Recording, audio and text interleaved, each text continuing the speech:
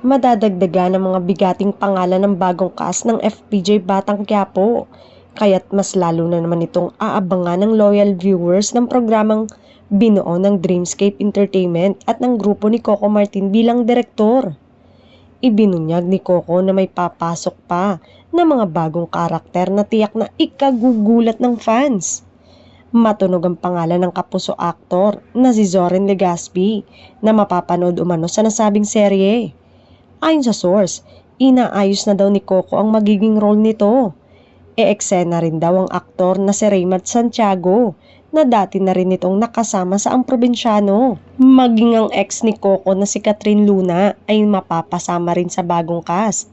Maaalalang kamakailan ay ipinahanap ito ni Coco matapos ang naging interview nito sa programa ni Julius Babaw. Maraming artistang nagsasabi na makapag-guest lang sa FPJ Batang Quiapo ay malaking bagay na ito sa kanilang showbiz career.